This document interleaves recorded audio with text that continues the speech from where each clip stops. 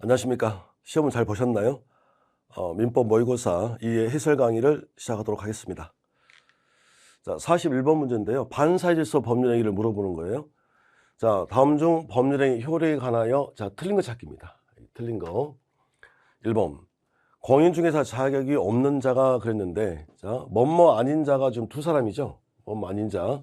그래서 변호사 아닌 자, 공인중개사 아닌 자, 뭐뭐 아닌 자가 뭘 받기로 했다. 이러면 전부 다 반사정의로 무효라고 그랬습니다.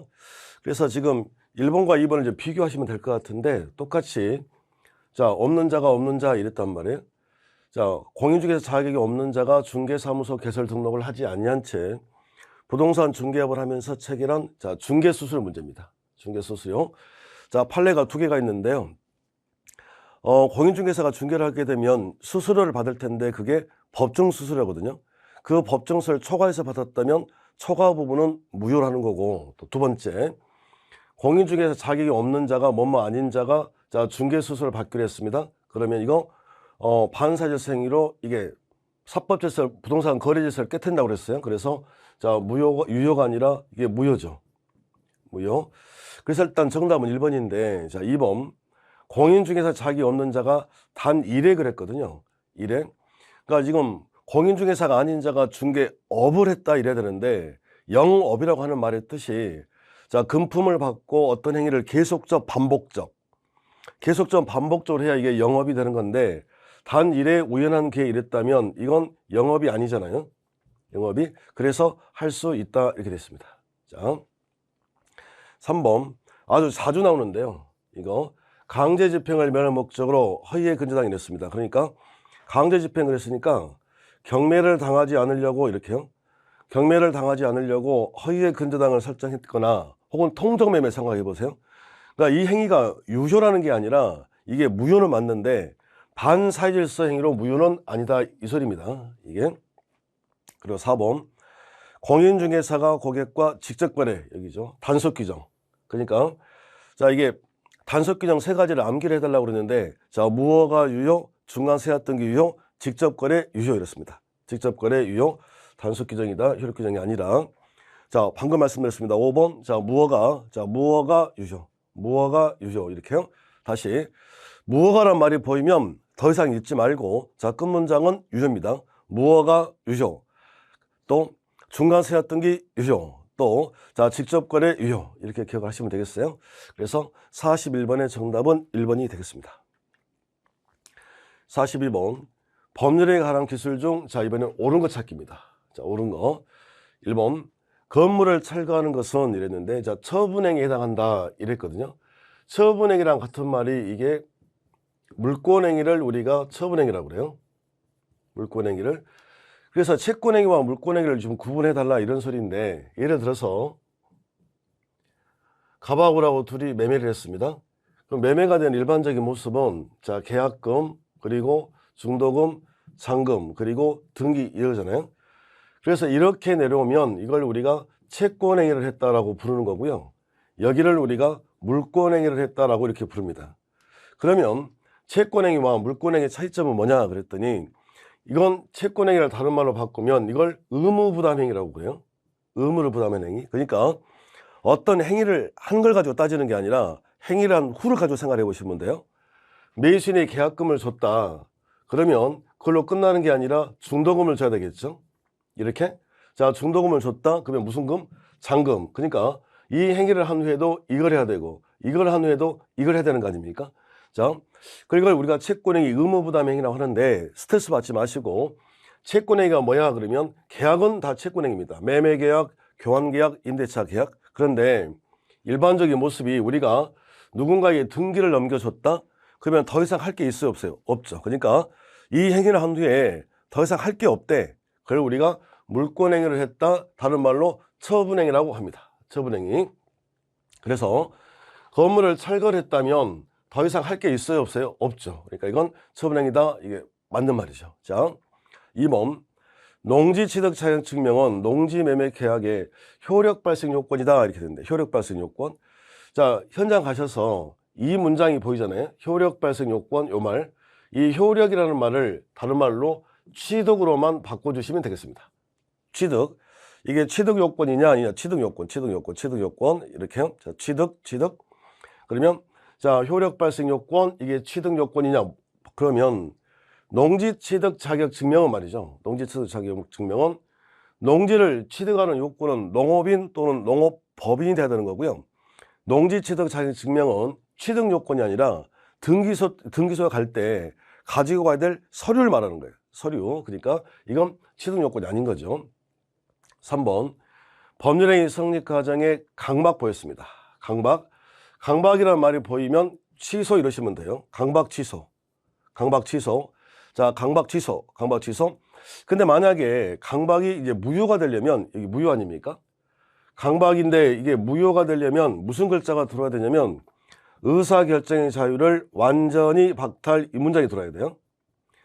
의사결정의 자유가 완전히 박탈, 이 문장이 보여야 이게 무효가 되는 거고, 이 말이 없다면 무조건 취소입니다. 근데 그런 말 없이 취소가 틀린 거죠. 그리고 법률의 목적에 여기 일시적 불능이라고 돼 있는데, 불능, 우리가 말한 불능이란 완전한 불능을 의미하는 거지 회복 가능하다, 기출이죠. 회복 가능하다 또는 일시적이다, 이건 불능으로 보지 않습니다. 자, 5번. 공인중개사가 법정 수수를 뭐하여? 초과. 그러면 초과해서 수수했다면 이건 무효라고 그랬는데 어디 부분만 무효냐면 초과 부분만 무효인 거예요. 초과 부분. 그래서 초과 부분에 대한 반환 청구가 인정되지 않는다, 그러면 틀린 거죠. 그러니까 법정 수수를 초과해서 받았다면 법정 수수료까지는 유효니까 가질 수 있고 초과 부분만 반환하시면 되겠습니다. 그래서 42번의 정답은 1번이 되겠고요. 자, 43번. 다음 중 법률행위 해석 방법 중, 자, 자연적 해석이랬거든요. 자연적 해석. 법률행위를 해석한다는 말은 이제 분쟁이 발생했다는 소리고, 해석의 방법은 자연적 해석, 또 규범적 해석, 보충적 해석, 세 가지 방법이 있는데, 자연적 해석을 한다는 건 이건 표의자 입장에서 하는 거죠.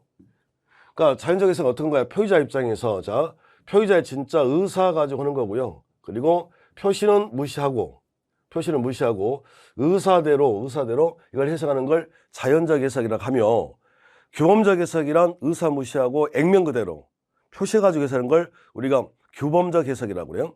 그리고 자, 보충적 해석이 있는데 제3자 입장에서 하는 걸 우리가 보충적 해석인데 1번이 그겁니다. 자, 교통사고 후유증 판례죠. 이거 보충적 해석. 자, 그리고 2번. 갑과 을은 계약서상의 목적물을 B로 표시하였지만 당사자들이 A 목적물로 합의를 했다면 매매의 목적물은 A다. 이게 오표시 무효 원칙입니다. 오표시 무효 원칙. 그러니까 오표시 무효 원칙이랬으니까, 자, 상대방이 있는 법률행위를 하더라도 표시가 잘못됐다면, 자, 표시를 무시하고 당사자 의사대로 해석하는 게 서로 간에 피해가 없겠죠. 무해. 자, 이걸 자연적 해석 오표시 무효 원칙, 정답은 2번이 되겠습니다. 그리고 여기 지금 3, 4, 5 이 세 가지는 규범적 해석입니다. 그러니까 액면 그대로 해석하는 거예요. 문면에 협조를 최대로 한다고 기재되어 있을 경우 특별한 사정이 없는 한 법적으로 의무를 부담한다는 의미로 볼 수가 없다. 그러니까 자, 최대라는 말 법적 효력이 없다는 거예요. 그리고 모든 화재에 대해서 책임을 진다라고 했다면 진짜 모든 화재에 다 책임을 다 져야 되는 겁니다. 이렇게요. 자, 그리고 5번. 채권자가 더 받을 금액이 있고 나머지 채무에 대한 면제 의사가 없었지만 총 완결이라고 적어줬다면 나머지 채무는, 자, 면제하는 걸로 볼게요. 액면 그대로 최대 모든 총완결, 이런 단어들이 보면 규범적 해석, 액면도로 해석하는 겁니다. 그래서 43번의 정답은 2번이었고요. 44번. 통정 허위 표시에 관한 민법 108조 제2항에 제3자에 해당되지 않은 것, 정말 중요합니다. 올해 만약에 이게 나온다면 제 촉이 맞다면 이거일 것 같아요. 그러니까 지금 통정허위 표시에서 보호되는 제3자란 비정상적인 의사표시를 기초로 해서 새로운 이해관계를 맺은 자여야 되잖아요. 그러니까 여기 보면 가장매매 매수인 이러면 이거 무권리자 아닙니까? 무권리자로부터 뭐 저당권을 설정받았다, 혹은 뭐 가등기했다, 매매했다, 선이면 보호되는 거죠. 그리고 가장 소비대차니까 없는 소비대차야. 자, 쭉. 그리고 파산관계인 요거 선의 3자가 되는 거고, 그리고 통정 허위 표시에 설정된 전세권, 그러니까 없는 전세권 아닙니까? 무효인 등기를 기초로 해서 이해관계가 발생이 되건 없는 채권 때문에 이해관계가 발생이 되건 자, 무권리자로부터 모르고 받아왔다 선이면 보호된다는 거예요. 그런데 5번 중요합니다. 중요합니다. 제3자를 위한 계약에서 제3자 수익자는 이거 계약법에서 나올 수도 있습니다. 그러니까 제3자를 위한 계약이란 요약자와 낙약자가 계약을 하고 제3자가 효력을 직접 받는 거잖아요. 직접 받는 것. 그러니까 어떤 새로운 이해관계가 아니라 원팀이란 말이에요. 원팀. 한 팀. 중요합니다. 이거. 중요합니다. 올해 특히 나온다면 이거 기억하셔야 돼요. 계약법이거나 자, 민법 총칙에서. 그래서 제3자를 위한 계약에서 수익자는 새로운 이해관계인이 아니라 원팀이다. 원팀. 반드시 합니다. 올해. 자, 이거. 그래서 44번의 정답은 5번이 되겠습니다. 45번. 착오에 관한 설명이 다 틀린 것은 그랬는데 착오가 표의자의 중대한 과실로 인한 것이라도 상대방이 표의자의 착오를 알고 이용 이거죠. 알고 이용. 지금 모의고사 해설 지금 제가 해설 강의를 하고 있는데 어떻게 제가 문제를 푸는지를 여러분이 익히셔야 돼요. 그러니까는 현장 가셔서 이 문장을 시험 문장을 이걸 보면서 이해하고 푼다. 이건 넣는 겁니다. 그러니까 머릿속에서는 땅 이러면 돼요. 땅 이렇게. 이거 보이면 이렇게. 이거 보이면 이렇게. 그 연습을 좀 해달라 예술입니다. 그러니까 여기도 마찬가지. 우리 몇 번 연습을 했는데 알고 이용 이러잖아요. 알고 이용 이러면 사기입니다. 사기. 이건 사기. 그러니까 끝 문장은 자 취소할 수 있다. 이렇게 된 거죠. 자 사기친 거니까. 그러니까 즉 착오가 표의자의 중대한 과실로 인한 것이라도 상대방이 표의자의 착오를 알고 이용. 그러니까 현장 가셔서 땅 이래요. 알고 이용이라는 말이 보였다. 더 이상 읽을 필요 없이 끝 문장은 뭐예요? 취소할 수 있다. 사기당한 거니까요. 이렇게. 2번. 부동산 매매에서 시가 보였다. 시가. 자, 이건 취소할 수 없습니다. 이건 착오라고 볼 수도 없고, 자, 뭐 시가, 허위고지, 뭐 시가, 묵비, 시가란 말이 보이면 끝 문장 취소할 수 없다로 끝내야 돼요. 3번. 미필적 장래 불확실한 사실. 장래, 이건 팩트입니다. 팩트, 사실. 사실에 관한 것으로서 취소의 대상이 될 수 있다. 그러니까 그 양도세 말을 해드렸는데 양도세 5억을 예상을 했다. 그러니까 양도세가 나온다는 건 팩트 아닙니까? 팩트. 그러니까 5억을 예상을 했는데 8억이 부과됐다. 그럼 어떡합니까? 이거 취소해야 되겠지. 그래서 장래 사실에 관한 착오가 있다. 이건 취소 대상이 되는 거예요. 근데 만약에 이 자리에 기대란 말로 딱 바뀌잖아요. 장래 기대. 저 땅을 사놓으면 저 토지가 개발될 거라는 기대. 이건 동기착오입니다. 그러니까 지금 포인트는 장래 사실이냐 장래 기대냐 자꾸 푸시는 거예요. 장래 기대 이러면 이건 동기착오밖에 안 돼요. 그러면 동기착오니까 원칙 무슨 소가 안 될까요? 취소가 안 되더라 이 소리가 되겠습니다. 장래 사실이냐 장래 기대냐 이거 구분해서 문제를 풀어주시면 되겠습니다. 자, 그래서 자 미필적 장래 기대입니다. 장래 기대. 사실이냐 기대냐 이거예요. 자, 그러면 자 끝 문장은 뭐 취소할 수 없다. 이거 좀 구분해 주시고 3번 4번 구분해 주셔야 됩니다. 5번.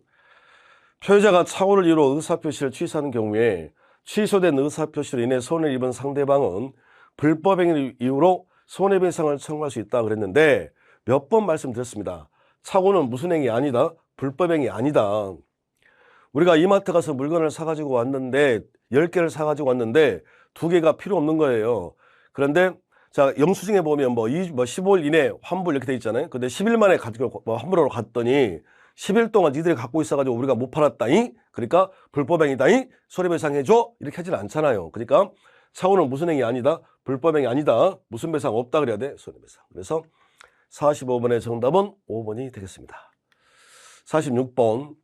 의사표시에 관한 설명으로 틀린 것 찾기 그랬는데 자 보통 우편 그러니까 지금 이거 지금 구분하신 거예요. 1번과 2번 무슨 우편? 보통 우편이냐 등기 우편이냐 이거 구분하시는 거거든요. 그래서 보통 우편은 그 우편함이 그냥 꽂고 가버리니 상대방이 그것을 받았을 거야 라고 하기가 힘들어요. 그러니까 보통 우편의 방법으로 발송된 경우에는 그러니까 그걸로는 도달이라고 주장할 수가 없으니 자 주어 표의자가 별도로 도달 사실을 입증해야 됩니다. 그런데 등기우편 내용 증명은 우편함에 꽂고 하는 게 아니라 사인을 받아가잖아요. 사인을 그러니까 등기우편으로 발송된 경우 상당 기간 내에 반송이 되지 않았다면, 그러니까 등기우편 내용 증명입니다. 자, 반송이 되지 않았다면 그 무렵에 도달한 걸로 볼 수 있다. 그렇죠. 자, 3번. 표의자는 의사표시를 보낸 후에 발신한 후에 도달 전이라고 그랬습니다. 도달해야 효력이 발생되는 것이니 도달 전이면 처리할 수 있겠죠. 그러면 도달 후라면 도달 후에는 이제 뭐가 안 되고요. 철회가 안 되는 거고, 철회가 안 될 거고, 도달 전이면 처리가 되는 겁니다. 4번. 매매 청약이 상대방에 도달하더라도 그 전에 청약자가 사망한 경우에 청약은 그 효력이 생기지 않는다. 봐보세요. 매매 청약이 상대방에 도달했습니다. 도달. 그럼 효력이 생기는 거죠. 자, 그 전에 청약자가 보냈고 도달했습니다. 그 후에 사망하거나 제한 능력자가 되어도 의사표시 효력에 영향을 미치지 않는다 그랬습니다. 영향을 미치지 않는다. 그러니까 영향을 미치지 않는다 그러는데 효력이 생기지 않는다 그러면 틀린 거죠. 이건 무효란 소리인데요. 자, 그리고 5번. 상대방이 의사표시 내용을 확인하지 않은 채 정당한 사유 없이 수령거절입니다. 수령거절. 자, 제가 이렇게 말씀드린 거죠.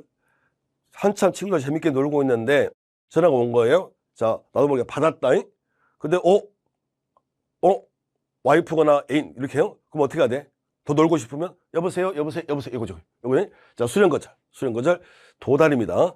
자, 근데 만약에 이 자리에 수령거절이 아니라 회수에 가버렸다면 이건 요지할 수가 없는 거 아닙니까? 그래서 회수는 이게 무슨 달이 아니고 도달이 아니고 요거 구분하시는 거예요. 그래서 46번의 정답은 4번이 되겠습니다. 47번. 갑의 대리인 을이 병과 매매계약을 체결하였다. 이에 관한 설명 중 옳은 거 찾기입니다. 자, 옳은 거. 1번. 을이 병과 계약 체결 시에 갑을 위한 것임을 표시하지 않은 경우 이랬잖아요. 요거 이 문장. 자, 이러면 무슨 명 하지 않은 거예요? 이건 현명을 안 한 거죠. 아무리 대리인이라도 이걸 현명을 하지 않으면 이건 대리행위이다 아니다. 대리행위 아니다? 그럼 어쩌라고요? 그랬더니 그럴 때는 대리인 자신을 위한 행위로 본다. 대리인 자신을 위한 행위로 본다. 그래서 본다라 그랬으니까 자, 대리인은 착오를 이유로 취소할 수도 없다 이거예요. 자, 2번. 을이 갑을 위한 것임을 표시하지 않고 병과 계약을 체결하고 병도 을을 계약의 당사자라고 과실 없이 믿는 경우에 자, 병은 누구에 대해서만 을에 대해서만 계약의 이행을 청구할 수 있다. 맞는 말인데요. 무슨 말이냐면 현명을 해야 됩니다. 현명을 해야 되는 거예요. 자, 나는 누구누구의 대리인이다. 현명을 해야 되는데 현명을 안 했다. 그러면 이건 대리인 자신을 위한 행위로 본다 그랬잖아요. 여기서. 그러니까 착오 취소는 안 된다고 그랬잖아요. 그런데 현명을 안 했더라도 상대방이 이미 대리한 걸 알고 있다고요. 전혀 저 사람이 이미 내가 누구누구의 대리한 걸 알고 있는데 입 아프게 또 말할 필요가 없는 거지. 그러니까 그럴 때는 현명을 하지 않았더라도 상대방이 이미 알고 있대요. 믿었다고 그랬잖아요. 자, 그럴 때는 자, 이건 누구를 위한 거? 이거 자, 병은 을에 대해서만 효력의 이행을 청구할 수 있다. 이렇게요. 3번. 위 매매계약이 불공정한 법률인가를 판단함에 있어서 자, 궁박 상태에 있는가 여부는 을의 입장에서 판단을 해야 된다. 시작. 궁박 본인 됐습니다. 아니, 잠깐만요. 믿었다고요. 이게 믿었다고. 그러니까 누구를 병이 을을 계약의 당사자로 믿었다고 그랬으니까 당연히 병은 누구에 대해서만 을에 대해서만 을을 계약의 당사자 본인을 믿은 게 아니라 을을 믿었다고 그랬으니까요. 자, 그 말이 되는 거고. 3번. 위 매매계약이 불공정한 법률인가를 판단함에 있어서 시작. 궁박 본인 이라 되죠. 자, 을 입장이 아니라요. 4번. 매매계약 체결 시에 병이 을에 대한 강박을 행하였다면 자, 갑은 그 사실을 과실 없이 알지 못했던 경우에만 취소할 수 있다. 무조건 취소죠, 이거. 무조건 취소. 자, 5번. 매매계약 체결 시에 을이 병을 기망했다 하더라도 자, 봐보세요. 병. 자, 내가 병이다. 대리인이 나한테 사기를 치건 본인이 나한테 사기를 치건 나 사기당한 사람이야. 그러면 그 문장은 뭐예요? 무조건 취소할 수 있다. 이게 됐습니다. 그래서 47번의 정답은 2번이 되겠고요. 48번. 표현 대리에 관한 설명 중 틀린 것 찾기 얘기를 했는데 자, 표현 대리권도 기본 대리권이 될 수 있다. 될 수 있다. 2번 본의를 위한 것임을 현명하지 않은 경우에도 자, 원칙적으로 표현대리는 성립한다. 말이 안 되죠. 대리라는 말을 갖다가 붙이려면 반드시 무슨 명 해야 됩니까? 현명. 그러니까 현명을 하지 않으면 표현대리건 무권대리건 나올 수가 없습니다. 자, 그리고 3번 125조의 표현대리 요즘 이렇게 나와버리는데 125조의 표현대리가 무슨 말이죠? 125조의 표현대리가 대리권 수요 표시, 대리권 수요 표시한 표현대리 아닙니까? 자, 여기는 대리권이 없는데 대리권을 줬다고 표시를 했다고 그랬으니까 여기는 법정대리는 나올 수가 없겠죠. 자, 없다 이거요. 4번 일상가사 대리권도 이랬습니다. 일상가사 대리권도 자, 이것도 자, 권한을 넘는 표현들에서 기본 대리권 될 수 있다. 그냥 여기는 좀 암기를 그냥 해주셨으면 좋겠어요. 자, 일상가사 대리권 있다.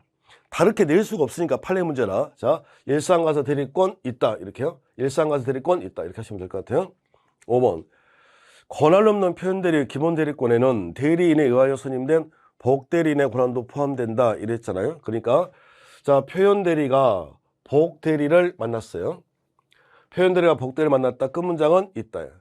복대리가 표현대리를 만났다. 끝문장은 있다. 이렇게 하시면 되겠습니다. 그래서 48번의 정답은 2번이고요. 49번 무효와 취소에 관한 설명으로 틀린 건 찾기 이랬습니다. 1번 자, 법률행위 일부가 무효래요. 일부가 무효. 원칙은 뭘? 전부를 무효로 한다. 이렇게 꼭 나옵니다. 법 조문대로. 그래서 원칙은 전부 무효로 하고 예외적으로 법률행위 일체성이 있고 가분성, 가상적 의사가 있다면 예외적으로 일부 무효가 되는 거예요. 자, 그리고 2번 취소한 법률행위는 처음부터 효력이 없는 것으로 본다 이랬는데 취처 이렇습니다. 취처 이렇게요. 뭐라고요? 취처. 그러니까 처음부터 효력이 없는 것으로 본다. 그때부터가 아니라 취처. 처음부터 취처 이렇게요. 3번 제한 능력자가 악의인 경우 이랬는데 여기 제한 능력자가 그러니까 이게 지금 제한 능력자가 법률행위를 했습니다. 법정대리 동의 없이 했습니다. 그럼 취소 대상이잖아요. 그러면 처음부터 이제 효력이 없는 것이니 이제 상관에 부당이득 반환에 문제가 생기는 건데 제한 능력자는 선의 악의 불문하고 현존익입니다. 그런데 악일 때는 전부 그러면 틀린 거죠.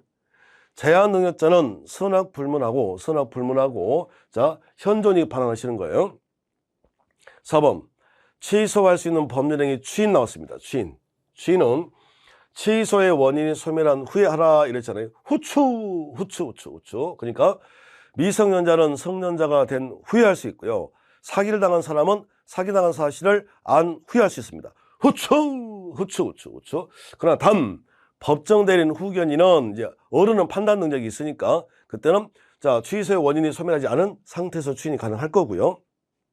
5번 당사자가 무효 행위임을 알고 취인할 때는 알고 취인하는 거지 모르고 취인했다면 효력이 없는 거예요.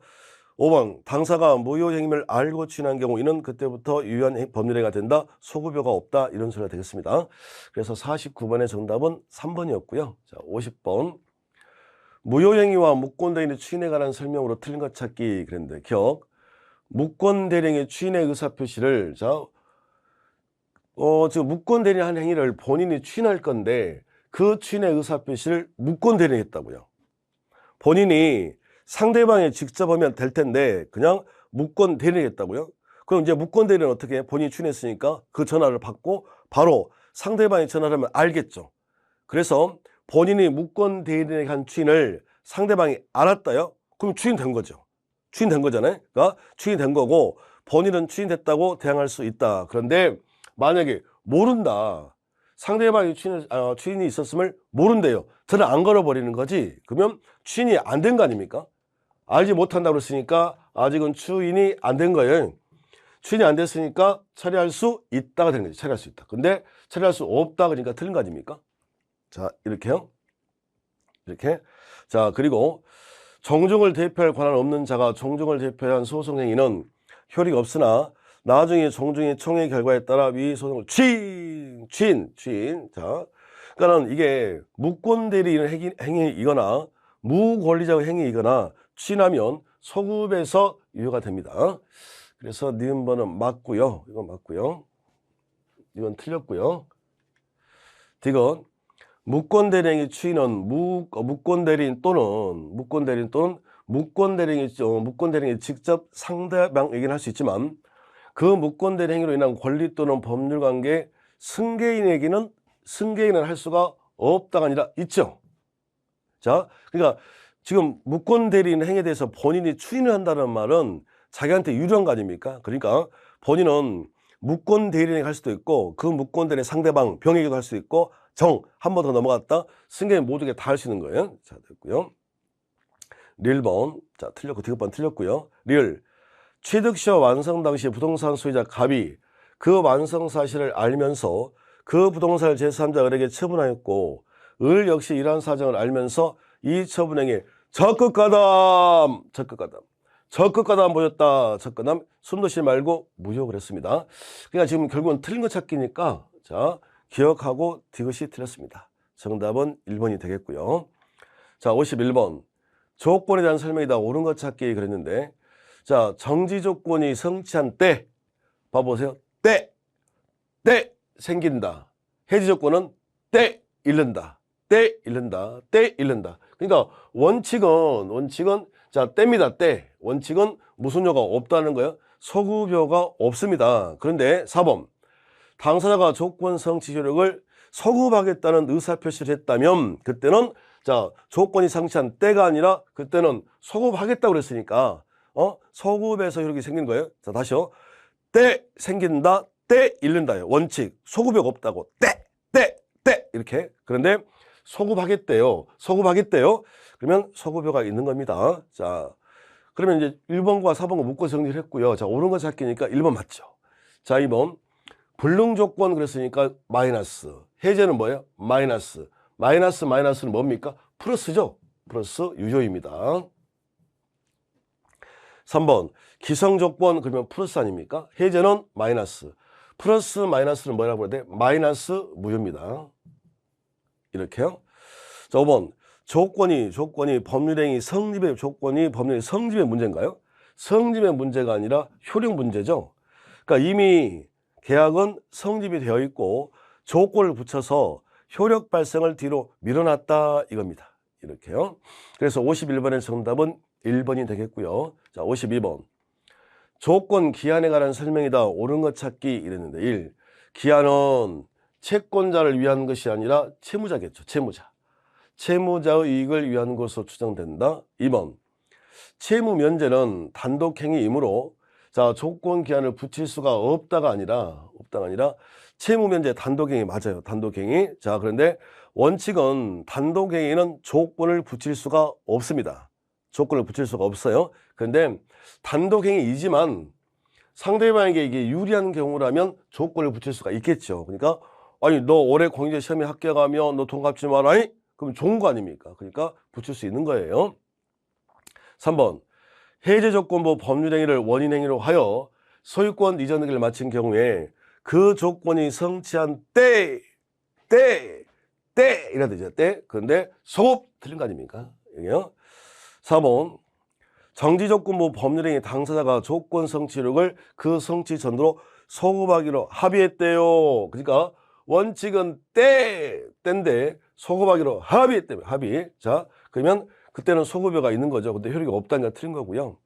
5번 법률행위 조건이 선량한 풍속 기타 사회질서 위반하면 자, 조건만 분리가 안 될 테니까요. 조건이 불법성을 뗐다 그러면 계약 전체가 무효가 됩니다. 정답은 5번이 되겠습니다.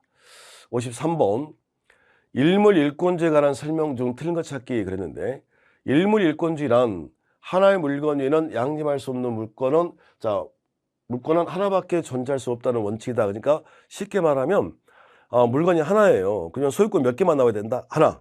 물건 하나, 소유권 하나. 이걸 일물일권주라고 합니다. 2번 한동 건물 일부가 독립하여 소유권에 개체될 수가 없다가 아니라 구분 건물. 이게 구분 건물이라면 아파트 같은 경우에 한 동의 건물 구분해서 소유권 이렇게 나올 수 있잖아요. 3번 수목은 그것이 부착하고 있는 토지 정착물로서 독립하여 물권을 객체로 되지 못함이 원칙이나 무슨 방법? 자, 수목, 자, 토지 소유자 거죠. 그런데 명인 방법을 갖췄대요. 자, 갖춘 때는 독립한 부동산의 거래 목적이 될 수 있다. 그러니까 명인 방법을 갖춘 수목 그러면 소유권의 대상이 되겠죠. 토지와 별도. 단, 자, 명인 방법을 갖춘 수목의 저당권은 나올 수가 없습니다. 4번 파종 후 수개월 만에 수확할 수 있는 농작물. 자, 농작물. 자, 경작자 소유가 되는 거고요. 자, 그리고 5번. 일물일꾼지 원칙상 개개의 물건 외에 각각 하나 물건을 인정하면 족하고 물건은 집단 내지 집합 위에 하나의 물건이 성립할 수 없음이 원칙이나 자, 집합물도 된다 이거예요. 집합물. 뱀장어 양식장. 2만 마리 뱀장어 양식장 이거 담보 제공을 했다. 요거 되는 거죠. 이렇게 됐습니다. 그래서 53번의 정답은 2번이고요. 54번. 가부토지의 법정상권을 가지고 있는 을은 그 토지 위에 건물을 병에게 임대차에 주어 현재 임차인 병이 건물을 점유하고 있다. 그러나 을이 갑에게 치료지급을 2년 이상 연체 이랬습니다. 그러면 이건 지상권, 법정지상권도 지상권입니다. 그래서 지상권 소멸청구의 대상인 거예요. 이렇게. 자, 1번. 갑은 을에게 지상권 소멸을 청구할 수 있다. 맞죠? 갑은 병에게 건물 철거를 요구할 수는 없다. 철거는 누구한테 하는 겁니까? 건물 소유자에게. 병은 임차인이잖아요, 지금. 그러니까 철거를 요구할 수 없다. 3번. 갑은 병에게 건물에서 퇴거를 요구할 수는 있다. 퇴거. 철거는 소유자에게, 퇴거는 누구에게? 소유자에게 요구할 수는 없고 그 임차인에게 나가라 이거예요. 자, 4번. 갑의 지상권 소멸 청구가 병의 동의가 없이 행해졌다 하더라도 그 효과가 제한되지 않는다. 그러니까 지상권 소멸 청구 대상 이미 소멸됐으니까요. 자, 그러니까 자, 소멸 청구할 수 있다는 소리입니다. 5번. 병이 주택임대차 보호법상 대항력을 갖췄다 하더라도 자, 철거 대상 아닙니까? 철거 대상 나가라 깔려 죽는다 이 말이지. 그러니까 대항력을 갖추고 있다 하더라도 병은 갑에게 대항할 수 있다. 됐습니다. 자, 봐보세요. 자, 병은 갑에게 싫어요 라고 할 수 없어요. 나가야 됩니다. 대항할 수가 없다. 나가셔야 된다. 이렇게. 자, 55번. 민법 187조 등기를 요하지 않는 부동산 물권 취득 규정의 내용이다. 자, 옳은 것 그랬는데 법률에서 명문으로 규정하고 있을 때 비로소 적용이 있다 이랬는데 등기를 요하지 않는다 해서요. 법률에서 명문으로 규정하고 있을 때만 되는 게 아니라 관습법상 법정지상권 등기를 요하지 않거든요. 그러니까 그럼 관습법이니까 법률이 없겠지. 관습법인데요. 그러니까 법률에 있을 때만 되는 게 아닙니다. 그리고 2번. 부동산 물권의 취득의 경우에만 그 적용이 있다. 만짝 뭔가 이상하죠. 그러니까 취득만 그렇게 하는 게 아니라 이게 변경될 때건 혹은 소멸될 때건 다 적용이 있습니다. 3번. 매매계약에 따른 소유권 이전 등기 청구 소송에서 자, 그러면 뭐라? 이전 판결이죠. 이행 판결이지. 이행 판결. 자, 그 판결에 의해 등기하여야 이행 판결은 등기하여야 소유권이다. 맞죠. 자, 4번. 건물을 신축한 경우 건물 신축 등기하지 않아도 5번. 공유물 분할 판결이 확정될 때 이건 형성 판결 아닙니까? 형성 판결 그때는 뭐 하지 않아도 등기하지 않아도 이거죠. 그러니까 결국은 지금 3번하고 5번 물어보는 거 아니겠어요? 자, 3번은 이행 판결은 등기하여야 형성 판결은 등기하지 않아도 이렇게 됐습니다. 그래서 55번의 정답은 3번이 되겠고요. 자, 56번. 부동산 등기에 관한 내용 설명 중 틀린 거 찾기입니다. 1번. 등기가 있으면 그 등기에 이르기까지 자, 절차 그리고 등기부 기재사항도 적법한거 추정된다. 등기 추정령 이걸 원절권 이렇습니다. 그러니까 등기가 되면 적법한 원인, 적법한 절차 그리고 권리 추정 이렇게 되는 거예요. 원절권 이렇습니다. 원절권. 2번.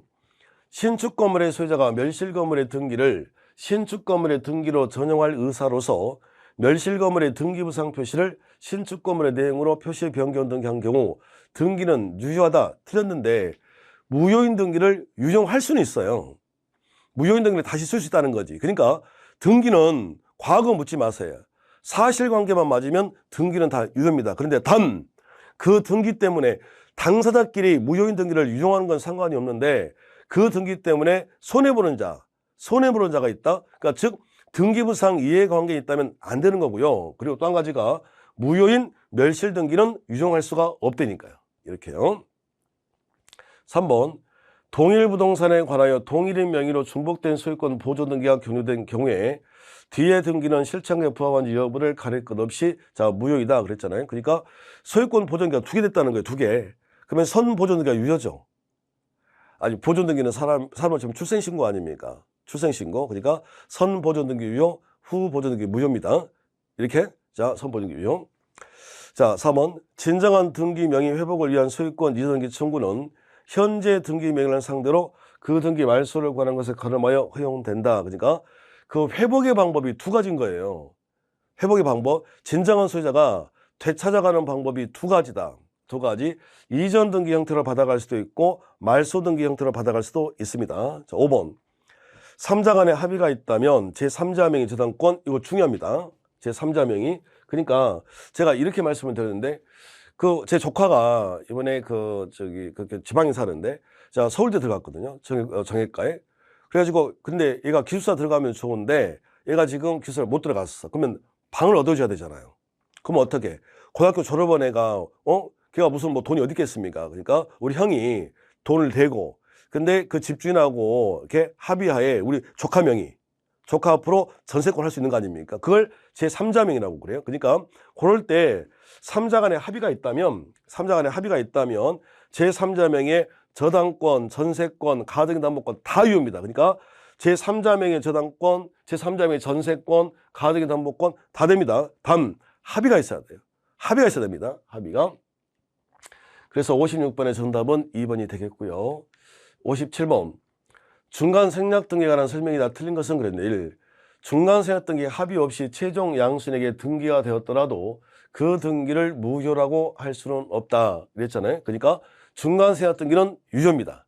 중간 생략 등기 유효. 2번 중간 생략 등기 합의가 있으면 최초 매도인이 자신이 당사가 된 매매계약상에 매수인 중간자에 대해서 갖고 있는 대매매대금 청구권 행사가 제한된다 그랬는데 중간 생략 등기 합의가 있다 하더라도 최초 매도인과 중간자 사이에 매매대금 인상시킬 수 있거든요. 인상시킬 수.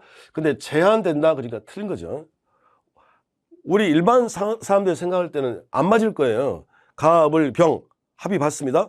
근데 갑자기 갑과 을이 최초 매도인과 중간자 사이에 야 매매대금 인상해줘. 응 그럴게 할 수 있는 거 아닙니까? 그러니까 자 제한되지 않습니다. 자 3번 부동산이 전전 양도가 된 경우에 최종 양수인이 중간자로부터 소유권 이전 등기 청구권을 양도받았다 하더라도 최초 양도인이 그 양도에 대하여 동의를 하지 않고 있다면 최종 양수인은 최초 양도에서 채권 양도를 원인으로 한 소유권 이전 등기 청구할 수 없다. 3자 간에 봐보세요. 3자 간에 합의가 있어야 직접 청구가 되시는 겁니다. 4번 중간 생략 등기 합의가 있었다 하더라도 중간자의 중간 매수인 이거 기억하셔야 됩니다. 중간자의 등기 청구권 소멸하는 것 아니다. 소멸하지 않습니다. 자 5번 이거 문제 풀 때 지금 중간 생략 등기 문제잖아요. 중간 생략 등기 문제에서 자 토지거래 허가 구역이 딱 보이잖아요. 이게 그러면 무조건 무효입니다. 무조건 무효. 그리고 3자 간에 합의가 있다 하더라도 이게 직접 청구 안 되는 거고요. 자 그래서 중간 생략 등기와 토지거래가 보이면 무조건 무효로 한다. 58번 점유에 관한 다음 설명 중 틀린 것 그랬는데 1. 점유자는 소유의 의사로 과실 없이 썰이 평온 공연하게 점유한 것으로 추정된다. 틀렸잖아요. 뭐 빼고 다 추정입니까? 무과실 빼고 다 추정이에요. 무과실 빼고 다 추정. 2번 전후 양시에 점유한 사실이 있는 때는 그 점유는 뭐한 걸로 계속 추정? 쓰리추 기억나니까요. 쓰리추 저추, 개추, 적추, 자추, 개추, 적추 이거죠. 3번 점유자가 점유물에 대하여 행사하는 권리는 적법하게 보유한 걸 추정된다. 자 다시요. 시작. 자추, 개추, 그리고 적추. 자, 쓰리추입니다. 자추, 개추, 적추. 이렇게 하시면 돼요. 4번. 점유권은 상속인에게 이전한다. 5번. 권한의 성질상 자주점인지 타주점인지 불분명한 경우는 자추 됐습니다. 그래서 58번의 정답은 1번이 되겠고요. 자, 59번. 취득시에 관한 설명 중 틀린 것 찾기 이랬는데, 자, 등기부 취득시에 있어서 점유 개시에 과실이 없음을 필요로 하고, 그러니까 이게 점유 취득시효는 그냥 20년간 소유의 의사로 평온 공연이면 되는데, 등기부 취득시효의 경우는 선의 무과실까지 갖춰야 되잖아요. 이 무과실. 그런데 문제는 방금 말씀드렸는데 무과실은 추정이 안 된다니까요. 그 추정이 안 되면 어떻게 됩니까? 주장자가 입증을 하시는 거지. 이렇게요. 2번. 시효 완성 당시 소유권 보존 등기 또는 이전 등기가 무효라면 원칙적으로 그 등기 명의는 시효 취득을 원인으로 한 소유권 이전 등기 청구의 상대방이 될 수가 없다. 그러니까 점유 취득시효가 완성됐대요. 그러면 완성 당시에 진정한 소유자에게 청구하는 거고, 포기도 진정한 소유자에게 하시는 거예요. 그러니까 이미 그때 당시 등기한 무효라면 이건 진정한 소유자가 아니잖아요. 그러니까 얘한테는 할 수가 없다. 청구도 할 수 없고 포기도 할 수가 없다 이겁니다. 3번.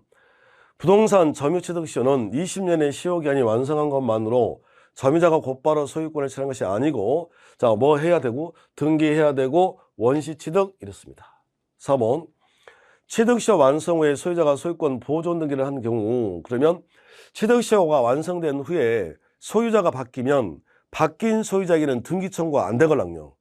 등기 청구가 안 됩니다. 등기 청구가. 근데 지금은 취득시효가 완성된 후에 보존 등기를 했다고 그랬잖아요. 그러면 그 사람이 그 사람 아닙니까? 보존 등기를 했다면 바뀐 게 아니지. 그러니까 그 문장은 청구할 수 없다가 아니라 있다죠. 이렇게. 5번. 시효가 완성된 후에 그 부동산에 관하여 제3자 명의 소유권 이전 등기가 격려된 경우 이를 기산점으로 하여 2차 점유취득 시효할 수도 있다. 됐습니다. 이렇게요. 그래서 59번의 정답은 4번이었고요. 60번. 공동소유에 관한 설명 중 옳은 것 찾기 이랬습니다. 1번. 공유자는 공유물 전부를 지분의 비율로 사용 수익할 수 있으나 공유물의 보존행위는 자, 반환 말소 보존행위죠. 보존행위는 자, 지분의 과반수가 아니라 각자가 단독으로 할 수 있습니다. 자, 2번. 합유 재산관한 소는 이른바 고유 필서 공동소송이므로 부동산 매매 계획에 하여 소유권 이전 등기 이행을 권한 소를 제기하려면 저분들 전 공동으로 하여야 된다. 좋습니다. 자, 3번. 합의자는 합의물에 분할 청구할 수 있나요? 자, 합의물은 무슨 마차입니까? 포장마차지. 포장마차 반띵 안 됩니다. 4번. 어촌계획 그랬습니다. 막 스트레스 받지 마시고요. 바다 생각해 보세요. 바다는 누구 특정인 누구만 가질 수는 없는 거지. 다 공유하는 거 아니겠어요? 자, 합의가 아닙니다. 5번. 합의자가 상속한 경우 특별한 약정이 없는 한 그 상속인 지분, 합의지분 자유롭게 처분도 안 되고 상속도 안 됩니다. 근데 상속한다 이건 틀린 거지. 60번. 자, 그리고 61번 이게 지상권인데요. 자, 여기서부터 10분 쉬었다 하겠습니다.